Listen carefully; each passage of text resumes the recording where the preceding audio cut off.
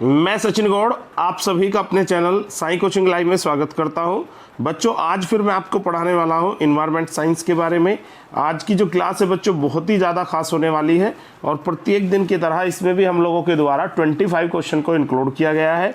Environmental study के ऊपर ये जो क्लास आपकी चलाई गई है ये आपको सीटेट में बहुत ज़्यादा काम आने वाली है, यूपी टेट में भी काम आने वाली है, सुपर टेट के अंदर भी स्पेशली काम आनी है, लेकिन साथ ही साथ पीसीएस की जो परीक्षाएं हैं, लेखपाल की परीक्षा है या फिर छोटे स्तर के एग्जाम में भी आजकल ये देखा जा रहा है कि इन्वायरमेंटल स्टडी के क्वेश्चन आ रहे हैं।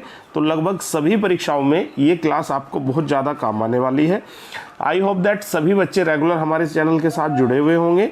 जो बच्चे चैनल के साथ नए हैं उन सभी बच्चों को ईमानदारी के साथ चैनल को सब्सक्राइब कर लेना है। प्रत्येक दिन रात्रि 9 बजे हम लोगों के द्वारा लाइव क्लास चलाई जाती है।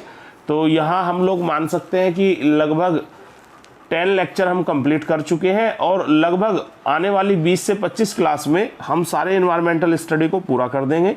जिन बच्चों ने सभी लेक्चर्स नहीं पढ़े हैं वो हमारे यूट्यूब चैनल पर जाकर पुरानी वीडियो को बहुत अच्छे से स्टडी कर सकते हैं। और बच्चों आज हम बात कर लेते हैं लेक्चर नंबर 11 की। लेक्चर नंबर 11 आपको कितने क्वेश्चन कवर कराएगा? ये लगभग 25 क्वेश्चन जो बहुत ज़्यादा स्पेशल है वो आपको कवर कराएगा। सभी क्वेश्चन को प्रीवियस ईयर क्वेश्चन के बेस पर तैयार किया गया है। चलिए बच्चों बात करते हैं आज के पहले क्वेश्चन की। देखिएगा सभी बच्चे, पहला क्वेश्चन डिस्प्ले के ऊपर आ चुका है। पारिस्थितिकी जीवों तथा उनके पर्यावरण के मध्य जो अंतः संबंध है यह कथन किसका है? चलिए, पारिस्थितिकी जीवों तथा उनके पर्यावरण के मध्य का एक अंतः संबंध है, यह कथन किसका है? एक आपको दिया गया है पीडी शर्मा, एक दिया गया है सविंद्र सिंह और एक बच्चों दिया गया है उपेंद्र नाथ राम, एक दिया गया आर मिश्रा। चलिए तेजी के साथ सभी बच्चों को आप अपनी अटेंडेंस सबमिट करानी है। जय हिंद लिखकर सभी बच्चे अपनी अटेंडेंस सबमिट कराएंगे। उसके बाद क्वेश्चन नंबर फर्स्ट को आप अच्छे से स्टडी करोगे, फिर आपको 4 सेकंड के अंदर लाइव चैट बॉक्स में जाकर आप अपने आंसर सबमिट कराने हैं। पारिस्थितिकी जीवों तथा उनके पर्यावरण के मध्य का अंतः संबंध है, यह कथन किस भारतीय विद्वान का है, स्कॉलर का है? एक आपको दिया गया है पीडी शर्मा, एक सविंद्र सिंह, एक दिया गया है उपेंद्र नाथ राम और एक बच्चों आपको दिया गया आर मिश्रा। चलिए तेजी के साथ सभी को अपने आंसर सबमिट कराने हैं। कोई भी स्टूडेंट ऐसा नहीं होगा जो अपने आंसर 4 सेकंड के अंदर सबमिट नहीं कराएगा। चलिए बात कर लेते हैं बच्चों सही विकल्प की। तो अगर हम बात करते हैं बच्चों, डी यहाँ पर आपका पूर्ण रूप से गलत है, सी भी आपका पूर्ण रूप से गलत है और बी सविंद्र सिंह भी आपका पूर्ण रूप से गलत है। यहाँ पर पीडी शर्मा आपका पूर्ण रूप से सही है। पारिस्थितिकी जीवों तथा उनके पर्यावरण के मध्य का एक अंतः संबंध है, यह कथन किस भारतीय का है? तब आपको बताना है PD Sharma. I hope that सभी बच्चों को ये डेफिनेशन क्लियर हुई होगी। आगे बात कर लेते हैं हम क्वेश्चन नंबर 2 की। चलिए बच्चों क्वेश्चन नंबर 2 आपका डिस्प्ले पर आ चुका है। बात करते हैं क्वेश्चन नंबर 2 की। पारिस्थितिकी के बीच अन्योन्य जो क्रियाएं हैं, एक बार दोबारा से देखिएगा सभी बच्चे। पारिस्थितिकी के बीच अन्योन्य क्रियाओं का जो विज्ञान है वह क्या कहलाता है? देखिएगा, पारिस्थितिकी के बीच अन्योन्य क्रिया का विज्ञान है, एक है व्यक्तिगत विज्ञान है, जनसंख्या विज्ञान है, समुदाय विज्ञान है, एक बच्चों आपको दिया गया है उपरोक्त सभी। चलिए पारिस्थितिकी के बीच, देखो मैं आपको एकदम नॉर्मल बात बताता हूँ कि पारिस्थितिकी के अंदर अन्योन्य क्रिया की जाती है तो वो किन किन की जाती है? व्यक्तिगत की जाती है, जनसंख्या की जाती है या समुदाय की या उपरोक्त सभी। चलिए तेजी के साथ सभी बच्चों को अपने आंसर सबमिट कराने हैं। पारिस्थितिकी के बीच अन्योन्य क्रिया का विज्ञान है व्यक्तिगत, जनसंख्या, समुदाय, उपरोक्त सभी। तो चलिए बच्चों 4 सेकंड के अंदर आप लोगों को अपने आंसर सबमिट कराने हैं। सभी बच्चों को 3 से 4 सेकंड के अंदर अपने अपने आंसर सबमिट कराने हैं। बात कर लेते हैं बच्चों यहाँ पर हम लोग सही विकल्प की। आई थिंक 4 सेकंड आप लोगों की कंप्लीट हो चुकी है, तो अब हम लोग सही विकल्प के बारे में बात करते हैं। पहला विकल्प आपको दिया गया व्यक्तिगत, ये भी ठीक है। सभी लोगों के बीच की अन्योन्य क्रिया का अध्ययन हम पारिस्थितिकी तंत्र के अंदर करते हैं। सभी प्रकार की जनसंख्या को भी स्टडी करते हैं, सभी समुदाय को भी स्टडी करते हैं। तो हम ये कह सकते हैं कि पारिस्थितिकी तंत्र व्यक्तिगत, जनसंख्या, समुदाय, इन सभी के बीच की जो अन्योन्य क्रियाएं हैं उन सभी को बहुत अच्छे से स्टडी करता है। इसका मतलब डी विकल्प हमारा यहाँ पर क्या है बच्चों? पूर्ण रूप से सही है। चलिए बात कर लेते हैं आपके अगले क्वेश्चन की। क्वेश्चन नंबर 3 आपका डिस्प्ले के ऊपर आ चुका है। विज्ञान की वह शाखा जो पादप एवं प्राणियों का वातावरण से संबंध दर्शाती है वह क्या कहलाती है? विज्ञान की वह शाखा जो पादप एवं प्राणियों का वातावरण से संबंध दर्शाती है वह क्या कहलाती है? एक आपको दिया गया है बच्चों जैवमंडल, एक आपको दिया गया है भौतिक, और एक सी दिया गया है पारिस्थितिकी, और एक डी आपको दिया गया है सभी। चलिए, आई थिंक क्वेश्चन नंबर 2 और 3 काफ़ी हद तक एक दूसरे से मैच करते हैं। यदि क्वेश्चन नंबर 2 की एक्सप्लेनेशन आपको अच्छे से क्लियर हुई है तो उसी के आधार पर आप क्वेश्चन नंबर 3 को भी सोल्व आउट कर सकते हैं। चलिए, एक बार दोबारा से हम लोग पढ़ लेते हैं क्वेश्चन को। विज्ञान की वह शाखा जो पादप एवं प्राणियों के वातावरण से संबंध को दर्शाती है क्या कहलाती है? एक है जैवमंडल, एक है भौतिक, एक है पारिस्थितिकी, एक डी बच्चों यहाँ पर दिया गया उपरोक्त सभी। चलिए, अरे भाई सभी को अपने आंसर सबमिट कराने हैं। चलिए, तेजी के साथ सभी बच्चे अपने आंसर सबमिट कराएंगे। कोई भी स्टूडेंट ऐसा नहीं होगा जो अपने आंसर सबमिट नहीं कराएगा। बात कर लेते हैं बच्चों सही विकल्प की। 4 सेकंड का जो समय आपको दिया गया था वो आपका पूर्ण हो चुका है, तो बात करते हैं सही विकल्प की। पहला आपका जैवमंडल गलत है, बी भौतिक भी आपका गलत है, डी उपरोक्त सभी भी आपका गलत है।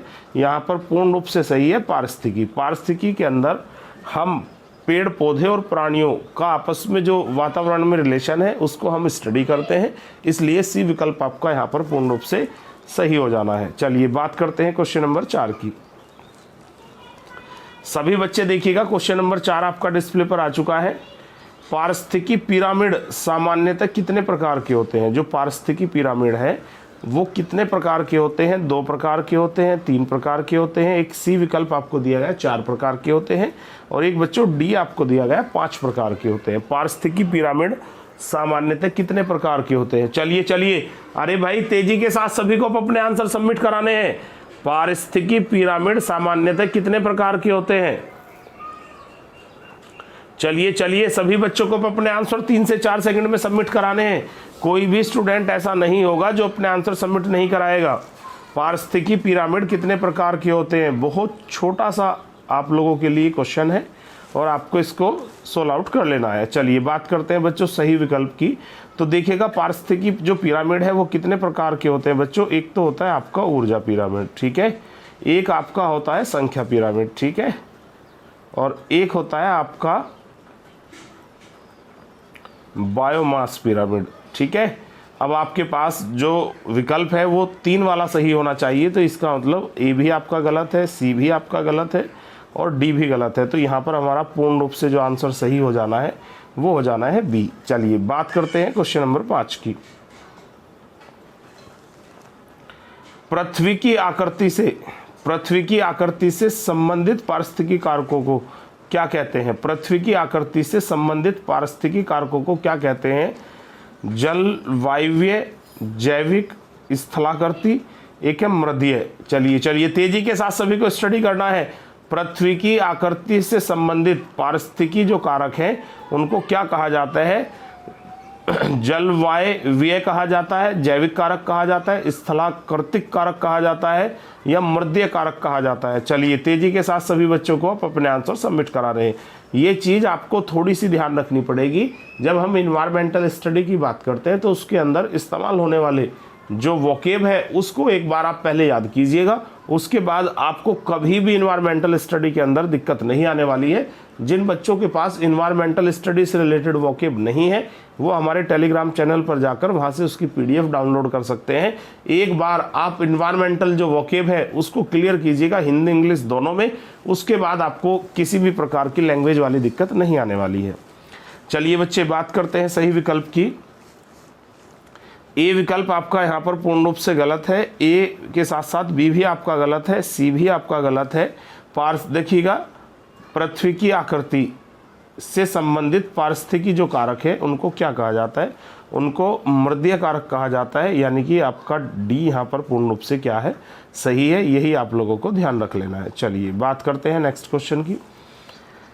ये देखिएगा बच्चों, क्वेश्चन नंबर 6 आपका डिस्प्ले पर आ चुका है। बहुत ज़्यादा समय नहीं लगाना है, बहुत छोटा और इजी क्वेश्चन है।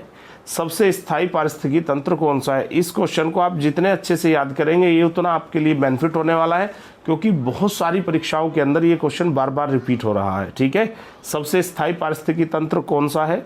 जलवायु, घास के मैदान, जंगल, घास के मैदान, मरुस्थल, एक डी आपको दिया गया है समुद्र।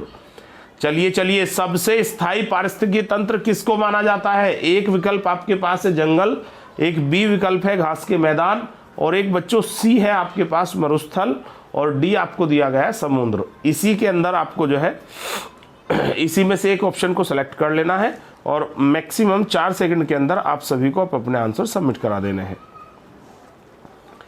चलिए बच्चों बात कर लेते हैं सही विकल्प की। सबसे स्थायी पारिस्थितिकी तंत्र जंगल को नहीं माना जाता है, न ही घास के मैदान को माना जाता है, न ही मरुस्थल को माना जाता है। सबसे स्थायी पारिस्थितिकी तंत्र किसको माना जाता है? समुद्र। उसका कारण ये है, किसी भी स्थान की जो जलवायु है वो इन तीनों पर सबसे ज़्यादा इफेक्ट डालती है, और सबसे कम इफेक्ट किस पर डालती है? समुद्र पर। तो इसलिए समुद्र हमेशा सबसे स्थायी पारिस्थितिकी तंत्र होता है। चलिए बात करते हैं क्वेश्चन नंबर 7 की।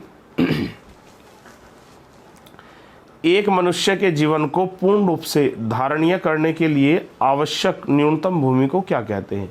किसी भी मनुष्य को अपना जीवन यापन करने के लिए पृथ्वी पर कुछ निश्चित हिस्से की भूमि की आवश्यकता होती है, मकान बनाने के लिए, कृषि करने के लिए और अन्य बहुत सारी फसलें वगैरह उगाने के लिए। तो उस भूमि को क्या कहा जाता है? जीव जात भूमि कहा जाता है, पारिस्थितिकी पदछाप कहा जाता है, जीवोम कहा जाता है, या उपरोक्त सभी कहा जाता है। चलिए तेजी के साथ सभी को अपना आंसर सबमिट कराने हैं।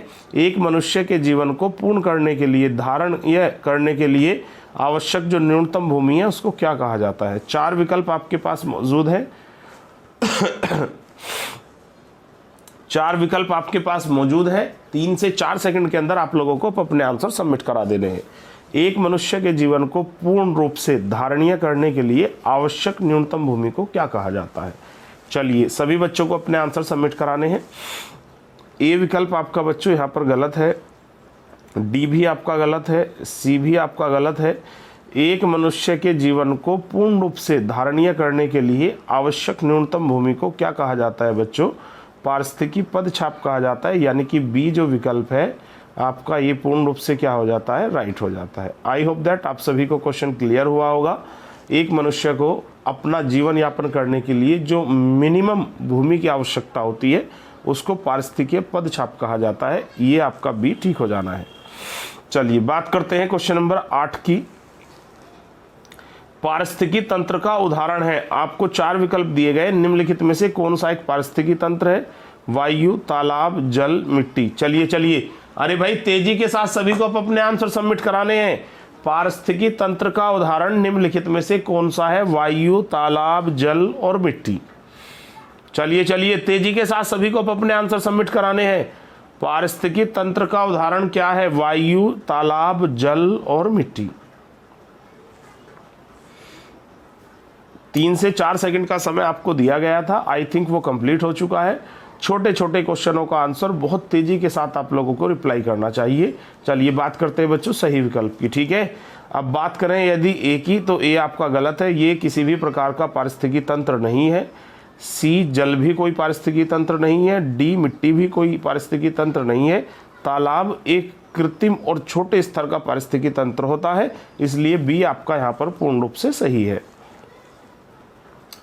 बात कर लेते हैं बच्चों क्वेश्चन नंबर 9 की। कौन जीवीय कारक नहीं है? निम्नलिखित में से कौन जीवीय कारक नहीं है?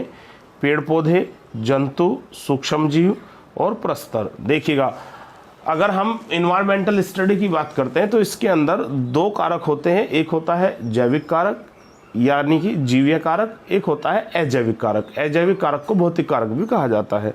तो यहाँ पर हम लोगों को 4 विकल्प दिए गए हैं, उसमें से 3 जो है वो आपके जैविक कारक है, एक ऐसा है जो जैविक कारक नहीं है, वही आपको फाइंड आउट करके बताना है। चलिए तेजी के साथ सभी बच्चों को अपने आंसर सबमिट कराने हैं।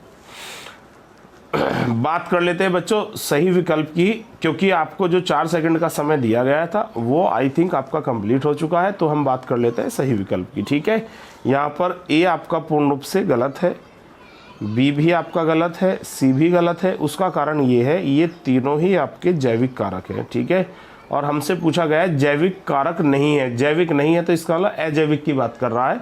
तो यहाँ पर आपका राइट आंसर बच्चों प्रस्तर हो जाता है। अब प्रस्तर को इंग्लिश में बोलते हैं स्टोन, ठीक है भाई, यानी कि पत्थर, ठीक है। तो अब आई थिंक आपको कंप्लीट समझ में आया होगा कि ऐसा क्या कारण है कि डी विकल्प को सही चुना गया। प्रस्तर का मतलब बच्चों क्या होता है इंग्लिश में, स्टोन होता है। यहीं से आपको क्वेश्चन का आंसर मिल जाना है। जब आप लोग परीक्षा देते हो तो आपको परीक्षा के बोथ साइड जो है चीज़ों को वॉच करना चाहिए, हिंदी में भी इंग्लिश में भी। चलिए बात करते हैं क्वेश्चन नंबर 10 की। अरे भाई, जो बच्चे सेशन में लेट जुड़े हैं उनको तेजी के साथ एक साथ लाइव हो जाना है और सभी बच्चों को लाइव चैट बॉक्स में जाना है और आप अपने आंसर सबमिट कराने हैं। कोई भी बच्चा क्लास छोड़कर नहीं भागेगा। डेली प्रतिदिन 9 बजे लाइव आना है और इस प्रकार की जो यूजफुल वीडियो हमारे चैनल पर लाइव की जाती है उनका आप लोगों को पूर्ण रूप से लाभ उठा लेना है। चलिए बात करते हैं क्वेश्चन नंबर 10 की। निम्नलिखित में से कौन सरोवर या झील में तेजी से वृद्धि होते हैं? देखिएगा, सरोवर यानी कि झील में उगने वाले 4 प्रकार के पौधे आपको बताए गए हैं और इन 4 में से आपको उसका सिलेक्शन करना है जिसकी ग्रो सबसे फास्ट होती है। झील या सरोवर में सबसे तेजी से वृद्धि होने वाला पौधा कौन सा होता है? सिंगाड़ा, हाइड्रिला, एक है जलकुंभी और एक आपको दिया गया नागफनी। चलिए, नागफनी तो मरुस्थल के अंदर पाया जाता है, तो इतना आपको आइडिया हो जाना चाहिए कि तो डी का तो कोई चांस है ही नहीं, लेकिन आपको 3 में से किसी एक को सिलेक्ट करना होगा और आप लोगों के पास जो समय है वो 4 सेकंड का है। झील या सरोवर के अंदर सबसे तेजी से वृद्धि होने वाला पौधा कौन सा है? सिंगाड़ा, हाइड्रिला और जलकुंभी। चलिए तेजी के साथ सभी बच्चे अपने आंसर सबमिट कराएंगे। 3 से 4 सेकंड का आपको समय दिया गया है, उसी समय में आप लोगों को अपने आंसर सबमिट करा देने हैं। चलिए 3 से 4 सेकंड आपकी कंप्लीट हो चुकी है बच्चों। तो यहाँ पर ए विकल्प आपका पूर्ण रूप से गलत है, हाइड्रा भी गलत है और नागफनी तो पहले ही ऑलरेडी गलत है क्योंकि इसका संबंध मरुस्थल से है। तो बच्चों आपका पूर्ण रूप से सही है जलकुंभी। जलकुंभी का जो ग्रो है, जो वृद्धि है, वो सरोवर या झील में सबसे तेजी के साथ होता है। बात कर लेते हैं क्वेश्चन नंबर 11 की।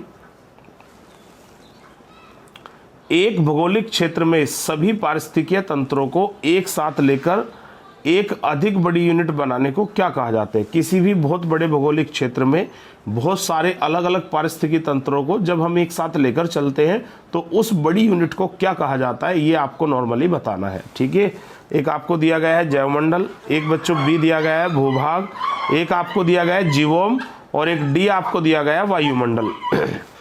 एक भौगोलिक क्षेत्र में सभी पारिस्थितिकीय तंत्रों को एक साथ लेकर एक अधिक बड़ी यूनिट बनाने को क्या कहा जाता है? क्वेश्चन की लैंग्वेज आपको कंफ्यूज कर रही है, मैं आपको इसको आसान कर देता हूं। एक बहुत बड़े भौगोलिक क्षेत्र के अंदर पाए जाने वाले भिन्न भिन्न पारिस्थितिकी तंत्रों को जब हम एक साथ लेकर चलते हैं, एक बहुत बड़ी यूनिट बनाते हैं, तो उसको क्या कहा जाता है, ये आप लोगों को यहाँ पर बताना है। आपके पास 4 विकल्प है और 3 से 4 सेकंड का ही आप लोगों को समय दिया गया है और सभी बच्चों को अपने आंसर सबमिट करा देने हैं। चलिए, अरे भाई तेजी के साथ सभी बच्चों को अपने आंसर सबमिट कराने हैं। चलिए 3 से 4 सेकंड में सभी को अपने आंसर सबमिट कराने हैं। डी बच्चों आपका यहाँ पर क्या है? पूर्ण रूप से गलत है। सी भी आपका गलत है, बी भी गलत है। उस बड़े भूभाग को, उस बड़े क्षेत्र को हमेशा क्या कहा जाता है? जीवमंडल, यानी कि आपका ए विकल्प बच्चों यहाँ पर ठीक हो जाता है। चलिए बात करते हैं क्वेश्चन नंबर 12 की।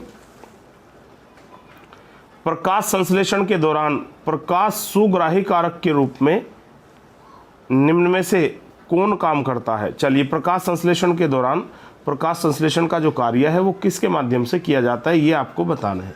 जानबूझकर एग्जामिनर के द्वारा इस प्रकार की शुद्ध हिंदी को रखा जाता है ताकि बच्चों को प्रॉब्लम क्रिएट हो। आपको प्रॉब्लम क्रिएट नहीं करनी है, बस आपको ये बताना है कोई भी पौधा प्रकाश संश्लेषण किसकी सहायता से करता है।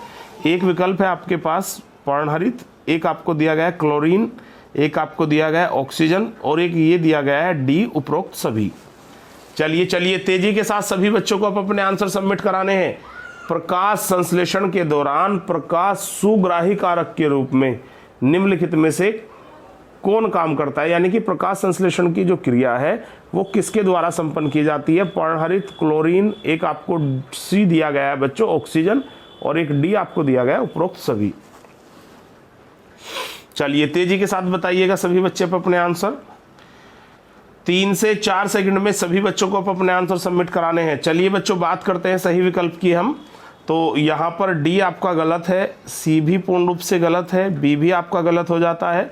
यहाँ पर प्रकाश संश्लेषण का जो कार्य है पौधे में किसके माध्यम से किया जाता है? पर्णहरित के माध्यम से किया जाता है, यानी कि क्लोरोफिल के माध्यम से किया जाता है। आई होप दैट आप सभी को क्वेश्चन नंबर 12 क्लियर हुआ होगा। बायोलॉजी, इन्वायरमेंटल स्टडी दोनों के अंदर काफ़ी डिमांडेड क्वेश्चन है, आपको इन फ्यूचरली कहीं ना कहीं इस क्वेश्चन को फेस करना होगा। चलिए बात करते हैं क्वेश्चन नंबर 13 की। चलिए क्वेश्चन नंबर 13 देखिएगा सभी बच्चे। निम्न में से कौन सा एक सरित यानी कि लोटिक लेटा हुआ पारिस्थितिकी तंत्र का उदाहरण नहीं है? देखिएगा पारिस्थितिकी तंत्र में ऐसा कौन सा पारिस्थितिकी तंत्र है जिसको लेटा हुआ पारिस्थितिकी तंत्र नहीं माना जाता? चलिए तेजी के साथ सभी बच्चों को अपने आंसर सबमिट कराने हैं। लेटा हुआ पारिस्थितिकी तंत्र 3 आपको दिए गए हैं। एक ऐसा है जिसको लेटा हुआ पारिस्थितिकी तंत्र नहीं माना जाता, वो आप लोगों को यहाँ पर सबमिट कराना है। चलिए लेटे हुए पारिस्थितिकी तंत्र का एग्जाम्पल कौन सा नहीं है? 4 विकल्प है, एक है तालाब, एक है मुहाना, एक है सी नदी और एक बच्चों आपको दिया गया है डी लैगून। चलिएगा सभी बच्चों को 4 सेकंड के अंदर अपने आंसर सबमिट करा देने हैं। सभी बच्चों को लाइव चैट बॉक्स में जाना है और तेजी के साथ अपने आंसर को फास्टली रिप्लाई करना है। चलिए बात कर लेते हैं बच्चों हम लोग सही विकल्प के बारे में। तो यहाँ पर आपके पास 4 विकल्प मौजूद थे। एक आपको डी दिया गया था लैगून, ये आपका गलत है। एक सी आपको दिया गया था नदी, ये भी आपका गलत है। बी मुहाना, ये भी आपका गलत है। जो तालाब होता है, तालाब को कभी भी लेटा हुआ यानी कि लोटिक या सरित पारिस्थितिकी तंत्र नहीं माना जाता है। मुहाना, नदी और लैगून ये तीनों ही आपके लेटे हुए पारिस्थितिकी तंत्र है, लेकिन तालाब एक लेटा हुआ पारिस्थितिकी तंत्र नहीं माना जाता है। उसका कारण है इनकी स्ट्रक्चर, जो नदी की स्ट्रक्चर है उससे आप लोगों को बहुत ज़्यादा हेल्प मिलने वाली है। नदी की जो स्ट्रक्चर है वो कभी भी गहरी स्ट्रक्चर नहीं होती है, वो हमेशा फैली हुई लंबी एक स्ट्रक्चर होती है मिट्टी में बनी हुई। तो इसको मुहाने को, नदी को और लैगून को, इन तीनों को ही हमेशा हम लेटा हुआ पारिस्थितिकी तंत्र मानते हैं, जबकि तालाब एक खड़ा पारिस्थितिकी तंत्र है जिसमें गहराई का ज़्यादा महत्व है। चलिए बात करते हैं क्वेश्चन नंबर 14 की। निम्न में से कौन सा पारिस्थितिकी तंत्र में एक दिशीय प्रवाह दर्शाता है? निम्नलिखित में से कौन सा पारिस्थितिकी तंत्र में एक दिशा में प्रवाह को दर्शाता है? एक आपको दिया गया है प्रकाश, एक बी विकल्प है आपके पास ऊर्जा, और सी ऑप्शन आपको दिया गया है जल, और एक बच्चों आपको दिया गया है बायोमास यानी कि जैव मात्रा। चलिए बायोमास का मतलब होता है प्रत्येक जीव पर एक दूसरे जीव के भोजन का जो भार होता है उसको बायोमास कहा जाता है। हिंदी में उसको जैव मात्रा भी कहते हैं। चलिए पारिस्थितिकी तंत्र में एक दिशीय प्रवाह को कौन दर्शाता है? प्रकाश, ऊर्जा, और एक आपको दिया गया है जल, और एक आपको बच्चों डी दिया गया है जैव मात्रा यानी कि बायोमास। 3 से 4 सेकंड में आप लोगों को रिप्लाई करना था। आपका समय कंप्लीट हो चुका है। तो बच्चों हम बात कर लेते हैं सही विकल्प की। आपको ए विकल्प आपको दिया गया है प्रकाश, ये आपका पूर्ण रूप से गलत है। एक डी आपको बायोमास दिया गया है, ये भी आपका गलत है। सी ऑप्शन के अंदर जल दिया गया है, ये भी आपका गलत है। ऊर्जा सदैव एक दिशा में प्रवाह होने वाला सिस्टम है, ये आप लोगों को ध्यान रखना है। पारिस्थितिकी तंत्र के अंदर ऊर्जा का प्रवाह सदैव एक दिशा में होता है, सीधा होता है और उत्पादक से अपघटनकर्ता की तरफ होता है। ये चारों बात आप लोगों को ध्यान रख लेनी है। चलिए बात करते हैं क्वेश्चन नंबर 15 की। पारिस्थितिकी तंत्र में उच्चतम पोषण स्तर किसको प्राप्त होता है? सबसे ज्यादा जो पोषण है वो किसको प्राप्त होता है किसी भी पारिस्थितिकी तंत्र में? शाकाहारी जीवों को, मांसाहारी जीवों को, या अपघटक जीवों को यानी कि सूक्ष्म जीवों को, और सी आपको दिया गया सर्वाहारी। चलिए तेजी के साथ सभी बच्चों को अपने आंसर सबमिट कराने हैं। किसी भी पारिस्थितिकी तंत्र के अंदर उच्चतम पोषण जो प्राप्त होता है वो किस प्रकार के जीवों को प्राप्त होता है? शाकाहारी जीवों को, मांसाहारी जीवों को, अपघटक को, एक डी आपको दिया गया सर्वाहारी को। अरे भाई तेजी के साथ 3 से 4 सेकंड में आप लोगों को अपने आंसर सबमिट कराने हैं। चलिए तेजी के साथ सबमिट कराने हैं। किसी भी बच्चे को क्लास को एग्जिट नहीं करना है। आज की जो क्लास है थोड़ी सी लंबी चलने वाली है, लगभग 25 क्वेश्चन को हम बहुत अच्छे से डिस्कस करने वाले हैं। चलिए बात कर लेते हैं सही विकल्प की बच्चों। यहाँ पर ए आपका पूर्ण रूप से गलत है और बी भी आपका पूर्ण रूप से गलत हो जाता है, सी अब घटक भी आपका गलत हो जाता है, सर्वाहारी यहाँ पर आपका पूर्ण रूप से सही है। उसका रीज़न ये है जो मानव है, जैसे मानव सर्वाहारी होते हैं, बाकी कुत्ते बिल्ली ये भी सर्वाहारी जीव की कैटेगरी में आते हैं, तो उसके लिए भोजन का जो सोर्स है वो वनस्पति भी है, तो यानी कि यहाँ उसके लिए पॉजिटिव बात है और मांस भी है, ठीक है, यानी कि उसके पास दोनों ही स्रोत उपलब्ध होते हैं। तो हम ये कह सकते हैं किसी भी पारिस्थितिकी तंत्र में सबसे अच्छा जो पोषण प्राप्त होता है वो सर्वाहारी जीवों को प्राप्त होता है। चलिएगा बात करते हैं क्वेश्चन नंबर 16 की। निम्नलिखित में से कौन सा एक मूल तत्व पत्ते के हरे वर्णक में स्थित होता है? जो हरे पत्ते होते हैं उसमें कौन कौन से पदार्थ, कौन कौन से खनिज तत्व आपको मिल सकते हैं? कोई भी पौधा है उसके पत्ते यदि हरे हैं तो उसमें कौन कौन से तत्व आपको पाए जा सकते हैं? चलिए तेजी के साथ सभी बच्चों को रिप्लाई करना है। आपको एक विकल्प दिया गया है मैग्नीशियम, एक दिया गया है फास्फोरस, एक आपको दिया गया है लोह और एक आपको दिया गया है उपरोक्त सभी। यदि हरे पत्तों की हम बात करते हैं तो किसी पौधे के हरे पत्तों में जो वर्णक पाए जाते हैं उनके अंदर पाए जाने वाले जो खनिज तत्व हैं वो कौन कौन से हैं? एक आपको दिया गया है मैग्नीशियम, एक दिया गया है फास्फोरस, एक आपको दिया गया है लोहा और एक आपको दिया गया है उपरोक्त सभी। चलिए 3 से 4 सेकंड में आप लोगों को रिप्लाई करना था और वो समय आपका कंप्लीट हो चुका है। तो बात कर लेते हैं हम लोग सही विकल्प के बारे में। चलिए एक आपको विकल्प दिया गया है मैग्नीशियम, हरे पत्तों में हमेशा मैग्नीशियम पाया जाता है, फास्फोरस भी पाया जाता है, लोहा भी पाया जाता है। ये तो बहुत ज़्यादा क्वेश्चन आने वाला है कि पालक के अंदर सबसे ज़्यादा आयरन पाया जाता है, बाकी सभी हरे पत्तों में आयरन पाया जाता है, मैग्नीशियम भी पाया जाता है, फास्फोरस भी पाया जाता है। तो हम ये कह सकते हैं कि उपरोक्त सभी यहाँ पर आपका क्या होगा? राइट आंसर होगा। आई होप दैट आप सभी को क्लियर हुआ होगा। प्रत्येक पौधे के हरे पत्तों में मैग्नीशियम, फास्फोरस, लोहा, ऑक्सीजन, CO2 ये सभी तत्व पाए जाते हैं, लेकिन फिलहाल जो ऑप्शन है वो खनिज तत्वों के आधार पर बनाया गया था। मैग्नीशियम, फास्फोरस, लोहा ये तीनों ही खनिज तत्व किसी भी पौधे के हरे पत्तों में सदैव पाया जाता है। चलिएगा बात कर लेते हैं बच्चों क्वेश्चन नंबर 17 की।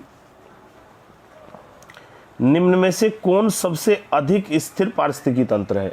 अगर हम बात करते हैं पृथ्वी पर भिन्न भिन्न प्रकार के पारिस्थितिकी तंत्र हैं, इन सभी पारिस्थितिकी तंत्रों में जो सबसे स्थिर पारिस्थितिकी तंत्र है उसका हम लोगों को सिलेक्शन करना है। एक आपको दिया गया है पर्वत, एक आपको दिया गया है समुद्र, एक आपको सी दिया गया है वन और एक आपको दिया गया है रेगिस्तान। ये क्वेश्चन आपका रिपीट है, ऑलरेडी ये पहले इसी सेट के अंदर किसी स्लाइड में आ चुका है, तो हम लोग इसमें बहुत ज़्यादा टाइम नहीं लगाएंगे। बस आपको क्या करना है, तेजी के साथ 4 सेकंड में रिप्लाई करना है। चलिए तेजी के साथ रिप्लाई कीजिएगा। चलिए बच्चों बात करते हैं सही विकल्प की। डी आपका गलत है, ए भी आपका गलत है, सी भी गलत है। समुद्र हमेशा एक स्थायी पारिस्थितिकी तंत्र माना जाता है, उसका कारण मैं आपको ऑलरेडी बता चुका हूं। जलवायु का इफेक्ट महासागरों पर वन, पर्वत या रेगिस्तान की तुलना में काफ़ी कम पड़ता है, इसलिए समुद्र का जो पारिस्थितिकी तंत्र है वो सदैव सबसे बड़ा होता है, सबसे स्थायी होता है। चलिए क्वेश्चन नंबर 18 बच्चों आपका डिस्प्ले पर आ चुका है। प्रकाश संश्लेषण की क्रिया होती है, जो प्रकाश संश्लेषण की क्रिया है, देखिएगा यहाँ पर जो 4 विकल्प बच्चों आपको दिए गए हैं उनमें से 3 जो ऑप्शन हैं वो किसी भी पौधे या जंतु की जो कोशिका है उसके भाग के आधार पर दिए गए हैं। जब आप बायोलॉजी पढ़ते हो तो वहाँ पर आप कोशिका के भाग पढ़ते हो, माइटोकॉन्ड्रिया पढ़ते हो, आप केंद्रक पढ़ते हो, हरित लवक पढ़ते हो। तो इस प्रकार के जो आप विकल्प पढ़ते हो तो आपको बताना है कि जो प्रकाश संश्लेषण की क्रिया है किसी पौधे की सेल के कौन से भाग के द्वारा कंप्लीट किया जाता है, ये आपको यहाँ पर बताना है। एक आपको दिया गया है केंद्रक के द्वारा, एक आपको दिया गया माइटोकॉन्ड्रिया के द्वारा, एक दिया गया हरित लवक के द्वारा, एक आपको दिया गया उपरोक्त सभी। कोई भी पौधा प्रकाश संश्लेषण की क्रिया करता है, इसका मतलब ये है कि सूर्य की ऊर्जा को जब वो भोजन में और अपने लिए आवश्यक ऊर्जा के रूप में बदलता है तो उस सारी प्रक्रिया को प्रकाश संश्लेषण कहा जाता है। तो इसके लिए किसी भी पौधे के द्वारा अपनी सेल्स के कौन से भाग की हेल्प ली जाती है, यहाँ ये आपको सबमिट कराना है आंसर के रूप में। चलिए आई थिंक मैं काफ़ी अच्छे से आपको समझा चुका हूँ। अब आप लोगों को 4 सेकंड के अंदर अपने आंसर सबमिट कराने हैं। चलिए बात कर लेते हैं हम सही विकल्प की। तो यहाँ पर बच्चों ए आपको दिया गया है केंद्रक, ये आपका पूर्ण रूप से गलत है। एक आपको बी दिया गया है माइटोकॉन्ड्रिया, इसके द्वारा तो कोई भी पौधा या कोई भी जीव श्वसन का कार्य करता है, ये आपका पूर्ण रूप से गलत हो जाता है। तो जब ए और बी गलत हो जाते हैं तो डी स्वतः ही आपका गलत हो जाता है। अब आपका बचता है हरित लवक। थोड़ा समझ जाना था कि हरित लवक यानी कि हरे पत्तों की सहायता से ही पौधा प्रकाश संश्लेषण करता है। पौधे की जो सेल है उसके अंदर हरित लवक नामक पदार्थ पाया जाता है, उसी के आधार पर प्रत्येक पौधा प्रकाश संश्लेषण का कार्य करता है। चलिए अब हम लोगों को थोड़ा सा आगे बढ़ना है क्वेश्चन नंबर 19 की तरफ। प्राकृतिक तंत्र का विकास कब होता है या क्या कहलाता है? किसी प्राकृतिक तंत्र का यदि विकास हो रहा है तो उसके क्या इंडिकेशन है? तंत्र अच्छे से कार्य कर रहा है, तंत्र का उपविकास हो रहा है, तंत्र की स्वयं संतुलित अवस्था है, या फिर आपको उपरोक्त सभी। किसी भी प्राकृतिक तंत्र का विकास कब कहलाता है? जब प्राकृतिक तंत्र अच्छे से कार्य करता है, प्राकृतिक तंत्र का उपविकास हो रहा हो, कोई भी प्राकृतिक तंत्र स्वतः ही संतुलित हो, या डी आपको दिया गया है उपरोक्त सभी। 3 से 4 सेकंड में सभी विद्यार्थियों को अपने आंसर सबमिट कराने हैं। चलिए तेजी के साथ सभी बच्चे अपने आंसर सबमिट कराएंगे, बहुत ज्यादा समय आपको नहीं दिया जाएगा। चलिए तेजी के साथ सभी को अपने आंसर सबमिट कराने हैं। बच्चों ए विकल्प आपको दिया गया है, ये आपका पूर्ण रूप से गलत है। एक बी आपको दिया गया है, ये भी आपका गलत है। तो डी अपने आप ही गलत हो जाता है। किसी भी प्रकृति का विकास हम तब मानते हैं जब वो प्रकृति स्वतः ही सभी चीजों को अपने आप संतुलन करने में सक्षम हो, तो तब हम कह सकते हैं कि प्रकृति का जो तंत्र है उसका अच्छे से विकास हो रहा है। चलिए बात करते हैं क्वेश्चन नंबर 20 की। चलिए क्वेश्चन नंबर 20 डिस्प्ले पर आ चुका है। पारिस्थितिकी तंत्र की कौन सी कार्यात्मक इकाई नहीं है?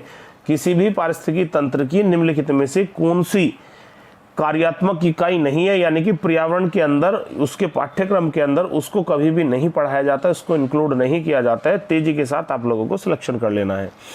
चलिए 4 विकल्प है। एक है उत्पादकता, एक है स्तरीकरण यानी कि स्टेज, एक है अवसादीकरण, एक आपको दिया गया ऊर्जा प्रवाह। इन 4 में से 3 चीजें आपको पर्यावरण के पाठ्यक्रम में पढ़ने के लिए मिलती है।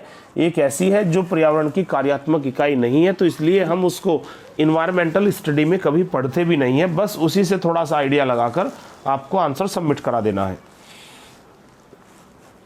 अरे भाई 3 से 4 सेकंड में सभी बच्चों को अपने आंसर सबमिट कराने हैं। 4 सेकंड का ही अधिकतम आपको समय दिया गया है।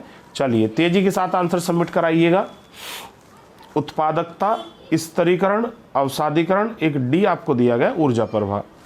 पारिस्थितिकी तंत्र की कौन सी कार्यात्मक इकाई नहीं है बच्चों? एक आपको ए दिया गया है, ये हम हमेशा पढ़ते हैं। प्राथमिक उपभोक्ता, उत्पादक, ये सारी चीज़ें हम पढ़ते हैं, यानी कि ये आपका सही है। लेकिन नेगेटिवली ट्रू पूछा गया है तो इसको आपको हटा देना है। अवसादीकरण हम पढ़ते हैं जब पॉल्यूशन वगैरह पढ़ते हैं, तो ये भी आपका पूर्ण रूप से गलत हो जाता है। ऊर्जा का प्रभाव भी हम पढ़ते हैं, लेकिन किसको हम नहीं पढ़ते हैं? स्तरीकरण को नहीं पढ़ते हैं, इसलिए आपका बी यहाँ पर पूर्ण रूप से ठीक हो जाता है। पारिस्थितिकी तंत्र की कार्यात्मक इकाई में उत्पादक, अवसादीकरण, ऊर्जा प्रवाह तीनों को इंक्लूड किया जाता है, लेकिन स्तरीकरण को कभी भी कार्यात्मक यूनिट के रूप में इंक्लूड नहीं किया जाता है। चलिए बात कीजिएगा क्वेश्चन नंबर 21 की। क्वेश्चन नंबर 21 सभी बच्चों को डिस्प्ले पर दिख रहा होगा, तो आई थिंक क्वेश्चन काफ़ी अच्छा है और सभी बच्चों को थोड़ा सा ध्यान रखना है। क्लोरोफ्लोरोकार्बन्स का दोता यानी कि देने वाला कौन सा है? यानी कि अब आपको यहाँ पर थोड़ा सा समझिएगा, यानी कि शॉर्ट में यदि हम बोलते हैं CFC को निम्नलिखित में से कौन उत्सर्जित करता है, यानी कि देता है या छोड़ता है? जो CFC है वो क्लोरोफ्लोरोकार्बन है, जिसकी वजह से पृथ्वी का जो तापमान है वो बढ़ता है। तो CFC को उत्सर्जित करने वाला निम्नलिखित में से कौन सा विकल्प है? स्वचालित वाहन CFC छोड़ते हैं, तापीय शक्ति संयंत्र जो तापीय इंजन है या तापीय शक्ति से चलने वाली डिवाइस है वो छोड़ती हैं, या परशीतन एवं वातानुकूल यानी कि AC और फ्रिज, ठीक है भाई, ये छोड़ते हैं, या फिर उर्वरक जो हम खेती में डालते हैं उनके द्वारा CFC को बढ़ाया जाता है। चलिए CFC को उत्सर्जित करने के 4 माध्यम आपको दिए गए हैं। इनमें से एक माध्यम आपका पूर्ण रूप से सही है, वो आप लोगों को सेलेक्ट कर लेना है, उसी को आपको आंसर के रूप में सबमिट कराना है। चलिए तेजी के साथ सभी बच्चे अपने आंसर सबमिट कराएंगे। किसी भी स्टूडेंट को टाइम नहीं लगाना है, बहुत ज़्यादा आप लोगों को टाइम नहीं दिया जाएगा यहाँ पर। क्लोरोफ्लोरोकार्बन्स छोड़ने वाला निम्नलिखित में से कौन सा है? चलिए बात करते हैं सही विकल्प की। जब हम CFC गैस की बात करते हैं तो बच्चों अब मैं आपको एक छोटी सी टेक्निक बताता हूँ। यदि हम CFC की बात करते हैं तो CFC सदैव आपकी किससे निकलती है? AC से निकलती है और फ्रिज से भी निकलती है। और यदि हम बात करते हैं जो सेविंग क्रीम इस्तेमाल की जाती है उससे निकलती है, और हवा वाले स्प्रे वाले जो परफ्यूम है जिनके अंदर गैस भरी जाती है। कोई भी ऐसी चीज़ जो स्प्रे के रूप में इस्तेमाल होती है जिसके अंदर गैस भरी हुई होती है, जैसे आप ड्यू परफ्यूम इस्तेमाल करते हो, सेविंग क्रीम इस्तेमाल करते हो और बहुत सारी सौंदर्य प्रसाधन सामग्री इस्तेमाल करते हो, इन सभी के अंदर CFC होती है, यानी कि CFC उत्सर्जित होती है। तो बच्चों यहाँ पर इस बात को ध्यान में रखते हुए A आपका गलत हो जाता है, B भी गलत हो जाता है, D भी गलत हो जाता है। यहाँ पर C आपका पूर्ण रूप से क्या है बच्चों? सही है। चलिए आई होप दैट आप सभी को क्वेश्चन क्लियर हुआ होगा। अब हम बात कर लेते हैं अगले क्वेश्चन की, क्वेश्चन नंबर 22 की।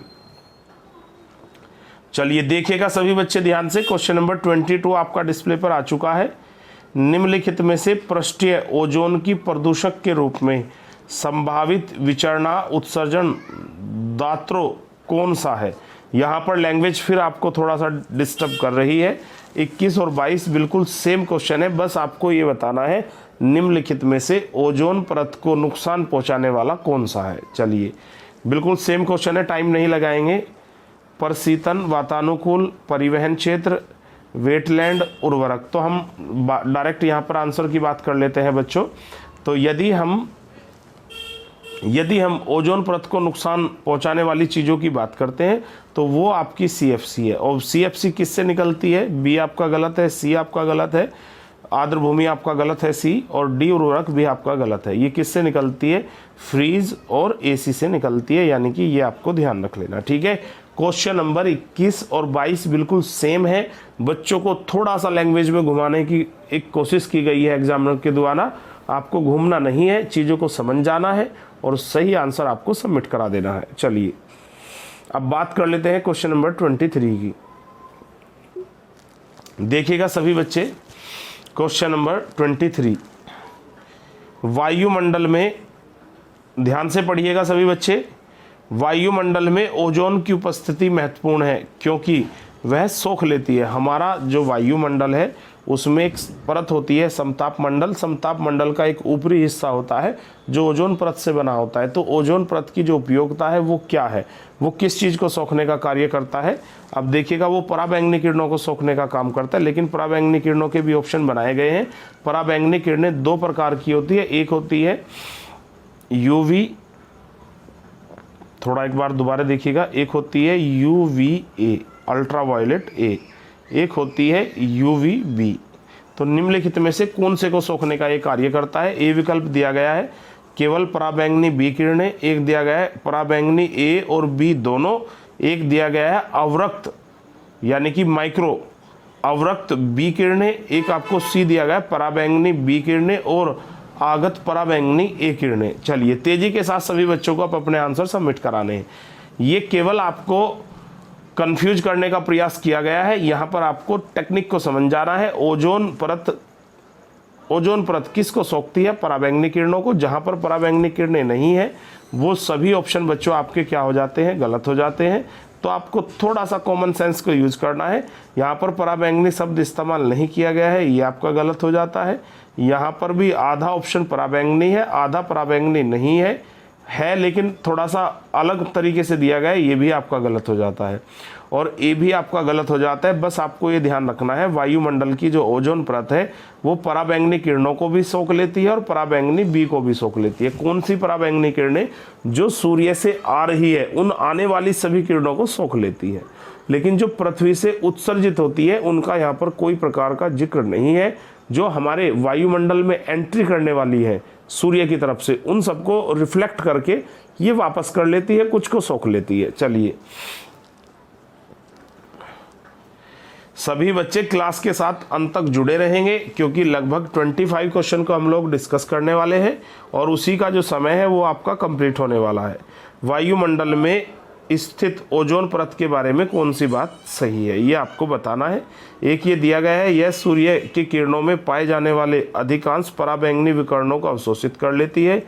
एक बी स्टेटमेंट आपको दिया गया है, क्लोरोफ्लोरोकार्बन यानी कि CFC स्तर के लिए गंभीर खतरा है, और नीचे दिए गए कोट का आपको यहाँ पर सिलेक्शन कर लेना है। वायुमंडल में स्थित ओजोन परत के बारे में कौन सा कथन सत्य है, ये आपको बताना है। तो आई थिंक देखो थोड़ा सा आप लोगों को सेंस लगानी होगी। ये पहली बात आपकी सही है, क्योंकि ओजोन परत सूर्य से आने वाली अधिकांश पराबैंगनी किरणों को अवशोषित कर लेती है। दूसरा, क्लोरोफ्लोरोकार्बन ओजोन स्तर के लिए गंभीर खतरा होता है, यानी कि जो CFC गैस है वो ओजोन परत को नुकसान पहुंचाने वाली है, यानी कि ये भी आपका सही है। यानी कि एक भी सही है और दूसरा भी सही है, यानी कि आपका ए ऑप्शन अब यहाँ पर क्या हो जाएगा, गलत। बी भी आपका गलत हो जाएगा, डी भी गलत हो जाएगा, यानी कि पहला भी सही है, दूसरा भी सही है। इसको यदि हम ध्यान में रखते हैं तो सी विकल्प बच्चों आपका यहाँ पर पूर्ण रूप से क्या है, सही है। चलिए बात करते हैं क्वेश्चन नंबर 25 की। चलिए सभी बच्चों को रिप्लाई करना है, निम्नलिखित में से कौन सा एक स्ट्रेटोस्फीयर यानी कि समताप मंडल में ओजोन छिद्र बनने के लिए उत्तरदायी है। आप लोगों को तेजी के साथ बताना है निम्नलिखित में से ऐसा कौन सा कारण है जिसके कारण ओजोन परत में छिद्र हो गया है या होने की संभावना है। चलिए तेजी के साथ आप लोगों को आंसर सबमिट कराना है। एक आपको दिया गया है हाइड्रोकार्बन, एक दिया गया है बेंजोपाइरिन, एक दिया गया है क्लोरोफ्लोरोकार्बन, एक आपको दिया गया अल्ट्रावायलेट किरणें। चलिए तेजी के साथ सभी बच्चों को अपने आंसर सबमिट कराने हैं। 4 रीजन बच्चों यहाँ पर आपको दिए गए हैं, तेजी के साथ आप लोगों को 4 सेकंड में अपने आंसर सबमिट करा देने हैं। कोई भी स्टूडेंट ऐसा नहीं होगा, ये आपको बताना है जो समताप मंडल में पाई जाने वाली ओजोन परत है उसमें छिद्र होने का जो प्रमुख कारण है वो क्या है। आई थिंक 4 सेकंड कंप्लीट हो चुकी है, तो बात कर लेते हैं बच्चों हम सही आंसर की। ए आपका यहाँ पर पूर्ण रूप से गलत है, बी भी आपका गलत है, डी भी आपका गलत है। जो CFC गैस होती है वह सबसे बड़ा कारक है जिसकी वजह से हमारी जो ओजोन परत है उसमें छिद्र होने की संभावना है। तो हम लोगों को करना क्या है, हम पृथ्वी के तापमान को ना बढ़ाएं, CFC कम से कम उत्सर्जित करें, AC का लिमिटेड इस्तेमाल करें, फ्रिज का लिमिटेड इस्तेमाल करें। उससे होगा क्या, जो CFC है उसका उत्सर्जन कम होगा, और जब उत्सर्जन कम होगा तो वो हमारी जो वायुमंडल की ओजोन परत है उसको कभी भी नुकसान नहीं पहुंचाएगी। आई थिंक क्वेश्चन आपको क्लियर हुआ होगा, और मैं सभी बच्चों को ये स्पष्ट कर देना चाहता हूं कि आज की जो आपकी क्लास है ये कंप्लीट हो चुकी है। जिन बच्चों ने चैनल को सब्सक्राइब नहीं किया है उन सभी बच्चों को चैनल को ईमानदारी के साथ सब्सक्राइब कर लेना है, और डेली सभी बच्चों को रात्रि 9 बजे लाइव जरूर आना है। Thank you so much watching our video. सभी बच्चों को मेरी तरफ से शुभ रात्रि, गुड नाइट। क्लास छोड़ने से पहले सभी बच्चों को वंदे मातरम का जयकारा भी लगा देना है।